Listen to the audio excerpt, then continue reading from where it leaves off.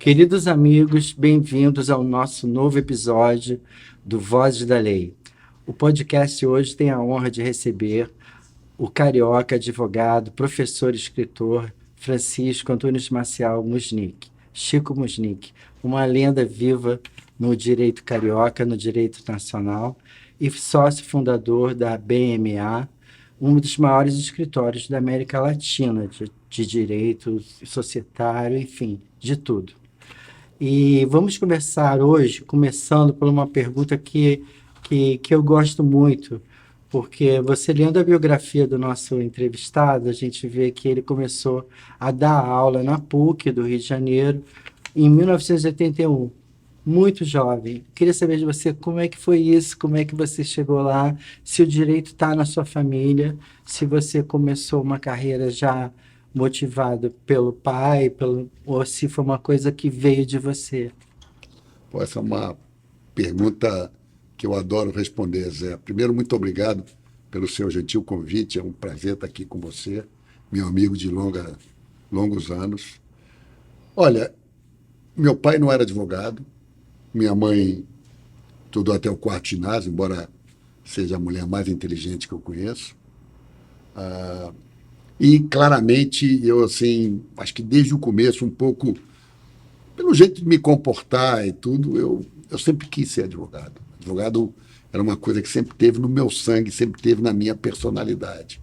Sempre fui um amigo dos amigos, defendia contra as questões que não estavam corretas, fazia bagunça, mas a gente estava sempre junto. Então, assim, existia esse lado assim de você querer ter uma proteção, dar uma assistência, ajudar, ser solidário com seus amigos. Eu acho que o advogado é, antes de mais nada, uma pessoa solidária com o seu cliente, porque ele escuta o seu cliente, ele entende o seu cliente. Meu avô era advogado, mas acho que foi muito mais jornalista do que advogado. Foi ministro da Justiça de Getúlio Vargas, em 1932 a 34. E o meu bisavô, o conselheiro Antônio Maciel, fez parte do conselheiro do gabinete do conselheiro Lafayette, ainda no Império, e também era uma pessoa muito ligada, ele era um verdadeiro líder no Rio Grande do Sul. Tem até uma tese de doutorado, uma pessoa que eu recebi recentemente, que falava os Antunes Maciel, a história de poder, política e fronteiras, que é um pouco a história do meu bisavô e de outros personagens dessa história, da história do Rio Grande do Sul, dos Antunes Maciel. E lá do meu pai, o meu avô era cervejeiro, ele era dono da cervejaria Estrela, que tinha a marca Íris, a Bock, Zulu, a própria cerveja Estrela. Ele foi incorporando outras companhias, ele se fundiu com a Polar, chegou a ter 25% da Polar, mas ele morreu muito cedo. Ele tinha 14 filhos, então foi uma confusão. Então, o direito não veio necessariamente de alguma tradição de ter o pai advogado. Ele veio por espontaneidade, ele veio dessa forma. E eu sempre fui um aluno muito bom. Eu nunca fui o primeiro aluno, mas eu sempre fui um aluno excelente. Muito bagunceiro, dei muito trabalho a meus pais. A Verônica, minha namorada, costuma dizer que o meu anjo da guarda está muito cansado, ele vive atrás de mim ofegante, né? Porque eu fiz muita confusão, muita bagunça quando eu era jovem. E eu sempre quis repartir conhecimento. Isso é uma coisa que eu acredito, dividir conhecimento. Porque eu acho que você, tendo um grupo melhor de pessoas bem informadas, você engrandece a sua profissão e faz ela ser melhor. Então, sim, eu me formei em 1976, o diretor do departamento da PUC era uma pessoa severa, e eu fiz 2 discursos. Ele pediu para eu ler, um eu mostrei, o outro eu li. E, evidentemente, o pessoal ficou zangado comigo. E, em 1981, depois de muita luta, eu finalmente fui aceito para ser professor. Comecei dando aula de tributos, imposto sobre serviços, era um seminário. Depois eu passei a dar contratos, dei 1 ano de contratos. E depois eu passei a dar direito societário. Então, 1 ano depois, dava de noite, aula, turma da noite. Logo em seguida, passei para a turma da manhã, aonde estou até hoje. Eu sou professor universitário há 42 anos. Então, assim, minha ligação com o direito, ela surgiu espontaneamente. E eu acho que é o que eu sou, exatamente, um advogado. Me diz uma coisa, a sociedade aqui da BMA começou como, assim, porque eu sinto que você tem uma dedicação realmente muito profunda com essa questão da educação. E como é que você resolveu que o escritório era vamos dizer assim, o seu principal palco? Olha, eu trabalhei um ano com o Toné, foi meu primeiro chefe na vida. Tenho muita admiração por ele, gosto muito dele. Severíssimo, mas cara ótimo. Depois eu trabalhei quase 20 anos no escritório Gouveia Vieira, também tive uma experiência ótima. Mas acho que a gente começou a olhar o mundo de maneiras diferentes. Então eu saí do escritório e resolvi, com outros advogados, né, fundar o BMA. Conseguimos fundar o BMA. Me lembro muito bem que o BMA ele tem o nome BMA, porque na hora de você escolher, o Plínio Barbosa, que é meu sócio, ele e eu decidimos que a gente ia jogar os dados. Quem ganhasse, escolhia se queria botar o primeiro nome no papel ou botar o primeiro nome no nome do escritório. E o Plínio ganhou. Então ele ficou Barbosa Musnick, depois entrou o Aragão, e eu fiquei com o nome no primeiro lugar da lista. Quando o Paulo entrou, a gente ficou Barbosa Musnick Aragão e o Paulo passou a ser o primeiro lugar na lista. Depois o escritório cresceu tanto que a gente acabou essa história de botar os nomes dos advogados na lista, eu acho que não faria mais sentido. Então, hoje, o importante é a perenização da organização, isso que é o mais importante. Educação sempre teve no nosso DNA. Desde o primeiro dia, nós sempre achamos que o advogado ele recebe uma educação nas faculdades que é insuficiente para ele desenvolver a sua carreira profissional. Então, o escritório tem diversos cursos complementares. Por exemplo, oratória, por exemplo, PowerPoint, por exemplo, matemática financeira, entre outras coisas que você aprende que são necessárias ao advogado. E advogado que não sabe matemática, na minha opinião, nunca será um grande advogado, porque é fundamental, principalmente quando você lida com os negócios das empresas e das pessoas.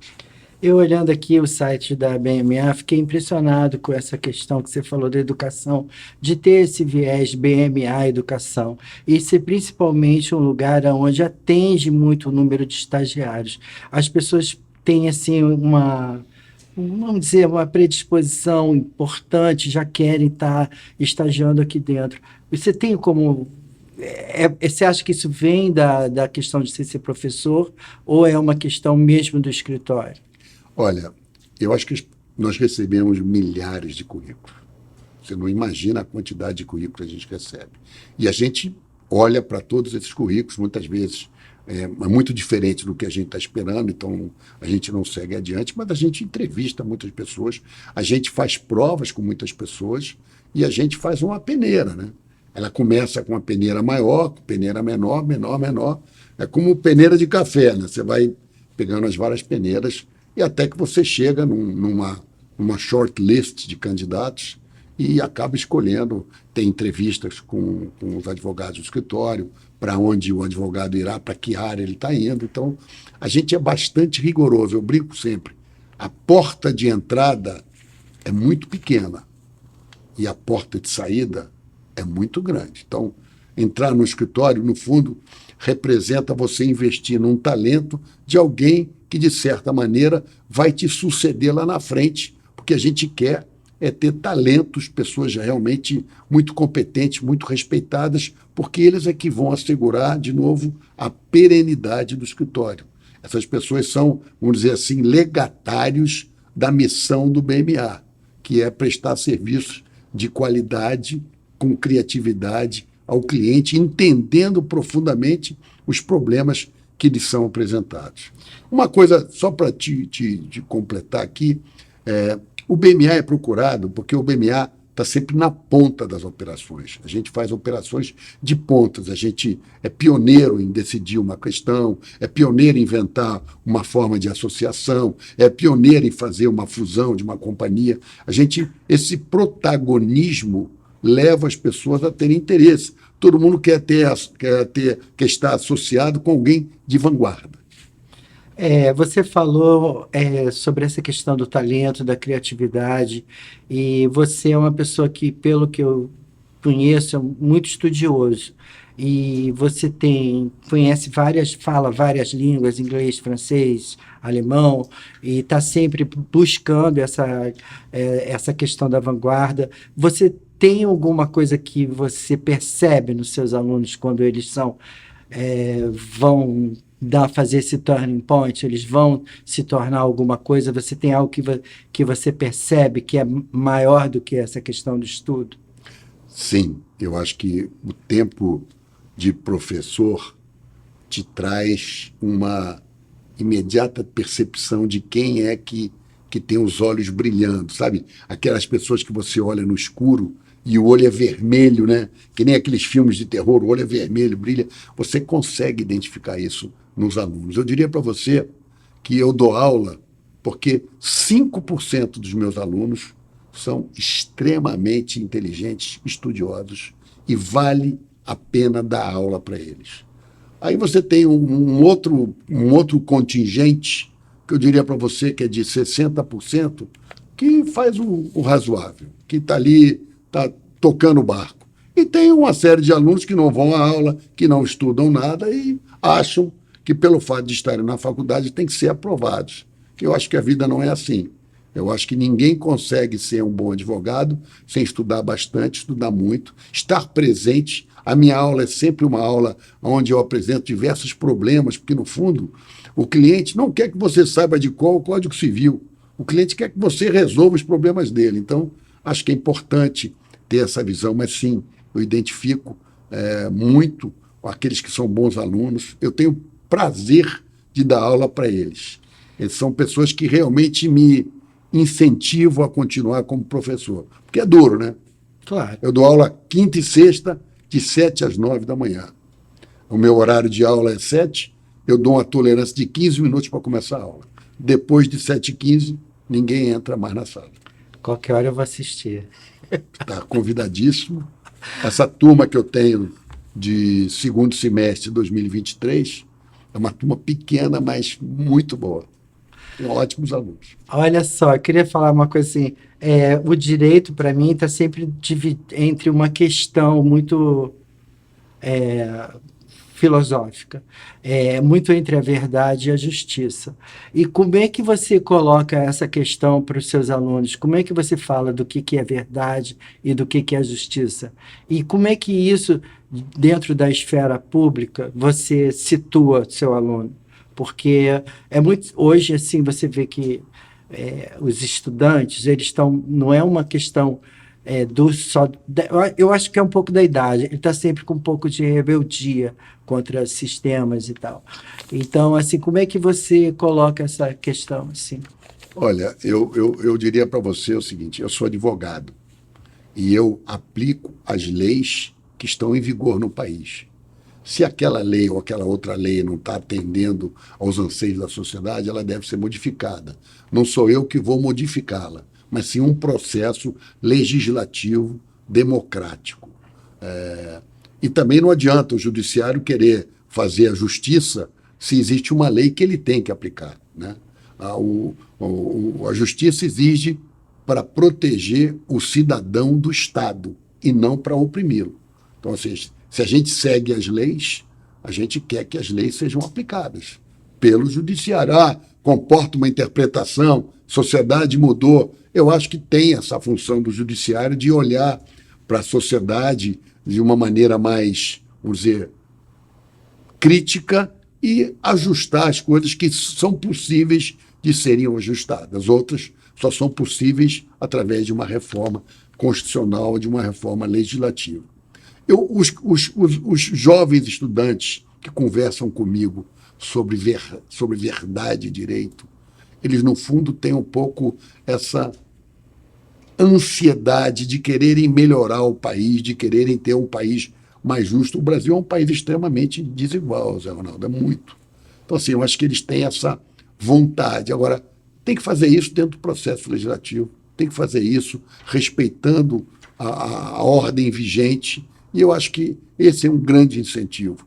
Eu sempre digo aos meus alunos, olha, o Brasil já tem muitos procuradores, juízes, desembargadores, consultores, procuradores da República, procuradores da Fazenda, todos esses. Eu acho que a gente precisa de mais empresários, de mais advogados que tomem o risco da profissão, que façam a diferença, que criem possibilidade para que a pequena e média empresa também possa ser assistida. O problema de um cabeleireiro que tem 3 sócios que brigam é igual o problema de uma grande limitada que tem 3 sócios e brigam. É o mesmo código, a mesma lei que vai ser aplicada. E aí eu acho que é importante que o direito corporativo, societário, empresarial, dos negócios, ele está presente em todos os momentos da sua vida. Desde o momento que você acorda, pega um ônibus, pega um táxi, até o momento que você vai numa loja, compra uma coisa, almoça num restaurante. Todo dia você está fazendo transações comerciais, de negócio. Depois, quando você investe, bota o seu dinheiro na caderneta de poupança, compra uma ação, compra um título de renda fixa. Todas essas operações são operações comerciais. O Brasil precisa de pessoas, e o brasileiro é muito criativo, tá? Então a gente precisa de ter mais iniciativa privada. Eu acho que o Estado brasileiro já é bastante grande. A gente precisa de mais iniciativa privada. Você ajudou na elaboração da nova lei de ambiente de negócios. Você pode falar um pouco sobre isso para a gente? Eu ajudei numa parte que é a introdução no Brasil do voto plural, que é uma prática muito comum em vários países. E o Brasil, na minha opinião, estava perdendo um terreno, porque outros países, como, por exemplo, os Estados Unidos, a própria Argentina, tinham a possibilidade de você emitir ações onde a sua quantidade de voto é dissociada do valor econômico que você aporta. Então, por exemplo, você bota R$1 milhão, você não tem 1 milhão de votos. Você pode ter 10 milhões de votos.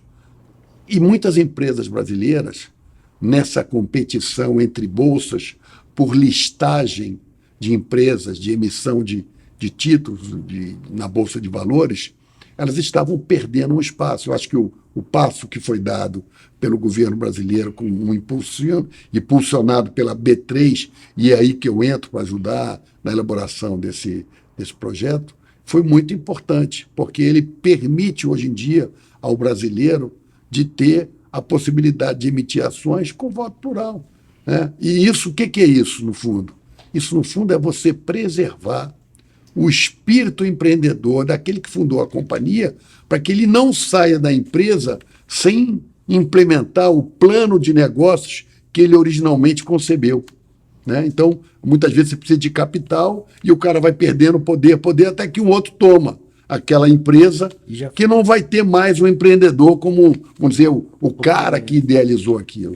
Então, acho que isso é um grande passo do Brasil em direção. E você vê, vou dar um exemplo aqui, a Alemanha, que até pouco tempo não tinha o voto plural, está estudando e vai introduzi-lo agora recentemente. Em pouco mais de meses, essa discussão vai ser implementada. Por quê? Porque as pessoas perdem oportunidades para países que têm uma legislação mais flexível. Eu escuto hoje muito advogado novo, assim, que está recém-formado, está, enfim, buscando o MBA dele, alguma coisa, sobre essa questão da arbitragem. Eles todos querem trabalhar numa questão de arbitragem porque acham que é o futuro da advocacia, que as questões vão ser muito mais resolvidas dentro desse âmbito, dentro dessa esfera. E você já foi árbitro internacional e já está bem dentro desse mundo.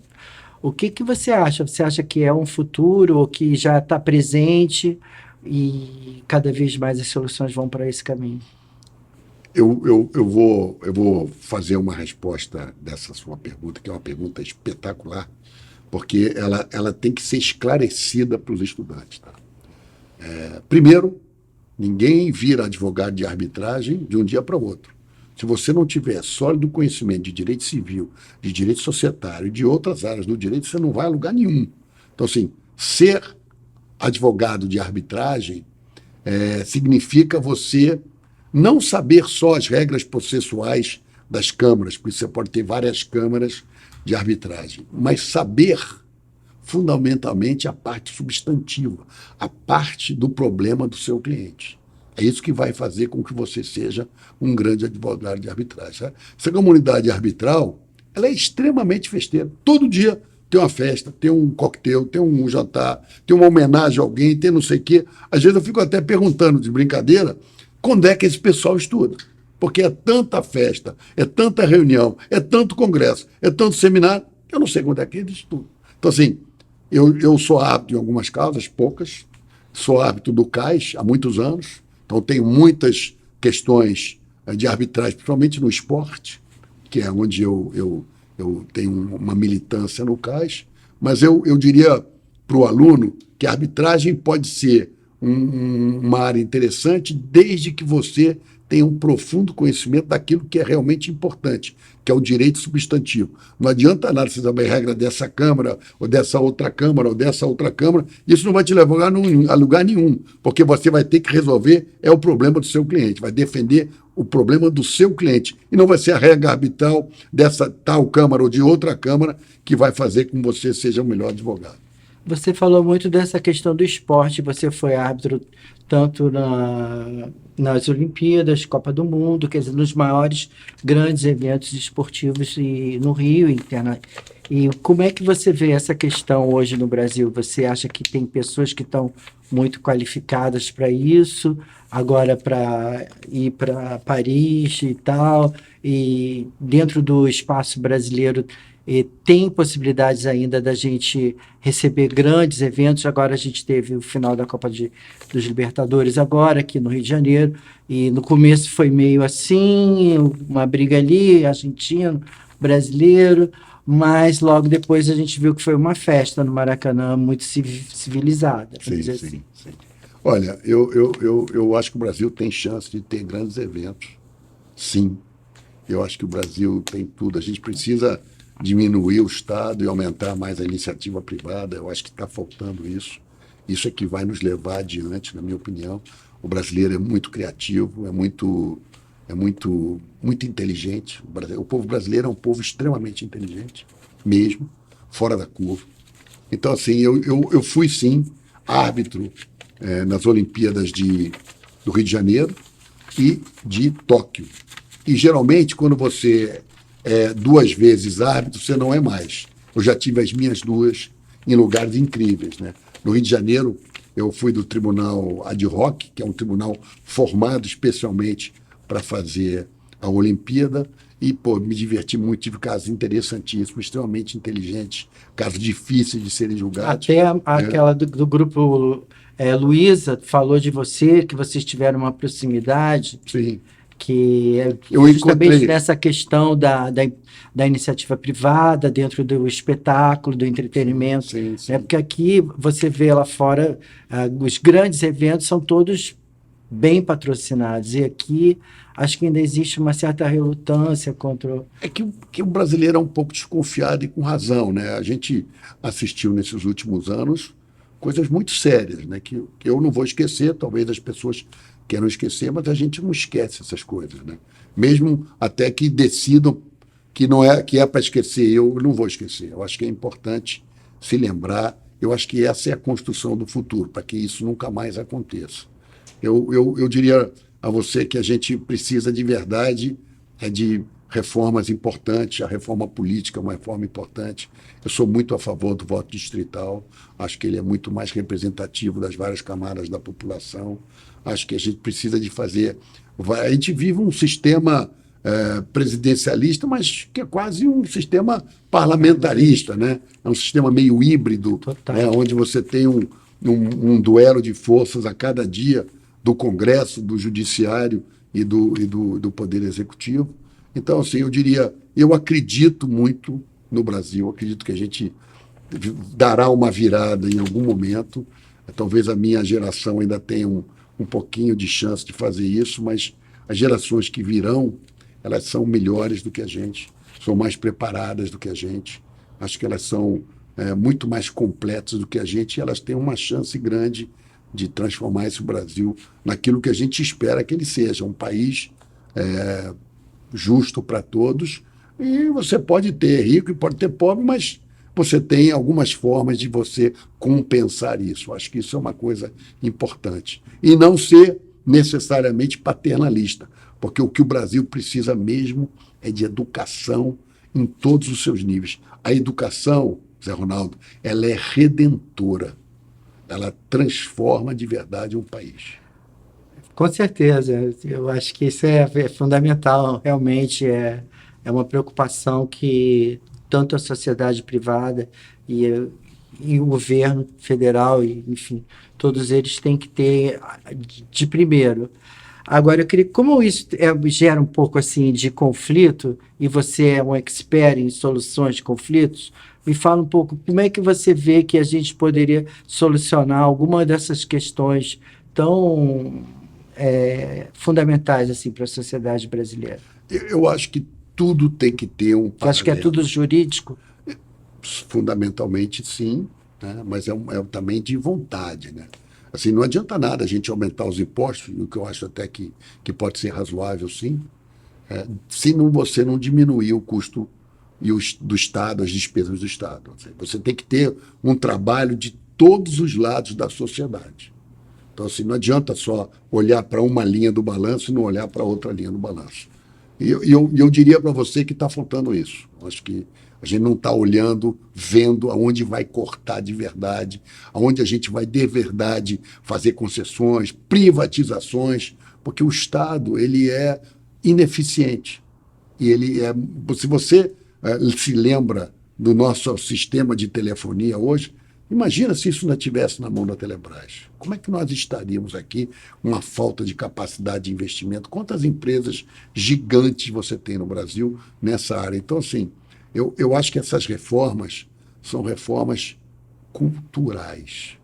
Né? E eu não estou olhando aqui nem para a direita nem para a esquerda. Eu acho que todo mundo quer o bem do Brasil. Como fazê-lo? Essa é uma grande discussão. E a gente precisa talvez caminhar de mão dadas e olhar que tem coisas boas de um lado, tem coisas boas de outro. E tentar fazer para nós o que há de melhor, o que há de mais sensato. Não adianta você aumentar o Estado para ele ficar gigantesco, criar estatais todo dia, porque isso vira um cabide de empregos. Não é eficiente. Tá certo? Mas, ao mesmo tempo, ter uma economia totalmente liberal, sem um mínimo de regulamentação, também não é uma coisa adequada. Você tem que ter algum tipo de intervenção regulatória, que pode até ser proativa. Acho que isso é importante. Tem que haver um equilíbrio. Se você não tiver um equilíbrio nisso, não vai funcionar. É a mesma coisa quando você estuda para ser advogado, você vai ser um profissional. Quer dizer, você tem que estudar muito, você tem que trabalhar muito, mas você tem que ter um pequeno espaço para olhar para si próprio, para fazer suas reflexões, para estar com sua família. Essas coisas, se você faz de uma maneira como um caranguejo, que tem sempre um braço maior do que o outro, você acaba destruindo ou a sua carreira, ou a sua família, ou os dois ao mesmo tempo. Você precisa ter algum tipo de equilíbrio. Não é fácil, principalmente no começo da sua carreira, onde você quer se afirmar, você quer ter, a sua cabeça quer aparecer em algum lugar no sol, você precisa ser reconhecido. Então, assim, hoje, talvez com mais idade, eu estou com 68 anos, minha filha brinca comigo, com um corpinho de 49,5. Né? Então, assim, eu olho isso com mais facilidade, porque eu já construí minha carreira. Mas eu me lembro que com 20 e poucos anos, 30 e poucos anos, eu trabalhei muito, virei muita noite. Hoje isso nem é uma coisa que as pessoas admiram, mas foi o jeito que eu encontrei para seguir o meu caminho. E cada caminho de cada pessoa é diferente. Verdade. Então, bom, a gente já está mais ou menos terminando nossa entrevista, mas eu queria antes de acabar fazer duas questões que eu acho que eu sempre pergunto para os advogados, juízes, sobre a questão da inteligência artificial. Você acha que isso tem um caminho sem volta e isso, de uma certa maneira, vai acelerar os processos, vai resolver questões que são múltiplas, processos múltiplos, que são iguais, mas que a inteligência aí vai dar uma solução? Você entende que a inteligência veio para ampliar o conhecimento do advogado? Como é que você vê essa questão? E também eu gostaria, para finalizar, que você mandasse um recado assim, para os estudantes que estão, mesmo fazendo Enem para direito, ou fizeram ontem, e para os que estão acabando já a sua Claro, claro. faculdade. Eu acho que a inteligência artificial ela é um game changer. Ela veio para ficar e vai ser um instrumento utilíssimo. Mas ela também será disruptiva, no sentido de que você vai retardar, talvez, a entrada dos estagiários ainda mais nos escritórios. Porque o serviço que eles fazem provavelmente vai ser substituído pela inteligência artificial. Então, acompanhar processo, essas coisas. Eu fiz uma experiência interessante. Eu pedi para o ChatGPT fazer um acordo de acionistas. Que E legal. dei instruções, faça isso, faça uma cláusula de direito de preferência, etc. Ele fez um acordo de acionistas. Melhor que muito estagiário iniciante me faria. E, evidentemente, que isso é um susto. É um susto, né? Você pede para ele fazer poemas, ele faz, fazer uma carta de amor, ele faz. Assim, é impressionante. E é uma máquina, quer dizer, é um sistema que Autoalimenta. se autoalimenta, ele fica mais inteligente a cada vez.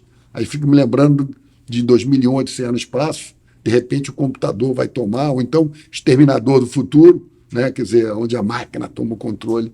Não acho que isso vai acontecer, mas acho que a inteligência artificial é um caminho completamente sem volta. Aonde ela vai ser aplicável, isso é uma outra história.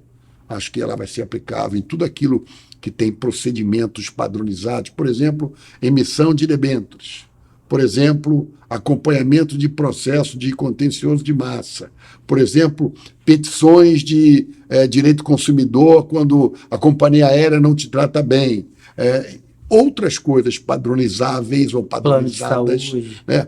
Ações contra plano de saúde. Isso vai ser claramente substituído pelo GPT, com um ganho enorme para o profissional que trabalha nessa área, porque ele vai deixar de ter um custo de mão de obra gigante, né, que hoje é necessário para isso. Mas eu acho que a inteligência artificial, por outro lado, não substitui um advogado como eu, que vive fazendo estratégias. O que diferencia o advogado depois de um determinado patamar é de que forma ele olha o problema do seu cliente e quantos lances na frente ele consegue enxergar. Você vira quase um enxadrista. Eu me lembro que eu vi aquele, acho que é Magnusson, que é um dos maiores jogadores de xadrez do mundo, é o maior da atualidade, e ele sacrifica uma rainha para ganhar a partida. O advogado estrategista, ele muitas vezes vai conceder em perder uma batalha para ganhar a guerra. Então, assim, eu acho que a inteligência artificial, o AI, nunca vai substituir o advogado estrategista, porque isso não é possível de ser aprendido. São anos de experiência, são anos de situações diferentes, então não há condição de ser substituído. Mas eu acho que os estagiários deveriam se preparar mais, porque na hora de escolher quem a gente vai contratar, a gente vai escolher alguém que realmente tem um melhor conhecimento, um melhor preparo, melhores notas, etc. Eu, pelo menos, vou sempre optar por isso. Acho que isso é importante. Agora que você falou isso, agora me deu vontade de fazer uma pergunta, rapidamente. Como é que você vê a mulher dentro desse campo do judiciário? Eu sei que no seu escritório tem muitas mulheres, eu já passeia e vê que tem umas que têm cargos, são só sócias suas. Eu conheci uma Cristiana Moreira, muito forte, muito inteligente. Como é que você vê isso? Olha, eu gosto de dizer que o BMA, até nisso, a gente é pioneiro. Quando a gente fundou o escritório, nós sempre tivemos maior quantidade de mulheres que de homens. O escritório tem 56%, 57% da sua produção de mulheres. E na sociedade, que é outra pergunta que faz, né, em cargos elevados, você tem 42%. E no nosso comitê executivo, nós temos 4 mulheres, de um total de 11. Então, assim, a gente tem uma proporção super atual de mulheres com cargos de relevância dentro do escritório. Já tivemos uma sócia administradora, que era a managing partner do escritório, que era mulher, a Elaine Palmer. Então, assim, a gente tem, sim, mulheres em postos chaves. Eu gosto de olhar isso de uma maneira normal, porque deveria ser o normal isso, né? E não, não tem mulher na profissão, não tem isso. Não deveria ser assim. Acho que deveria ser o normal.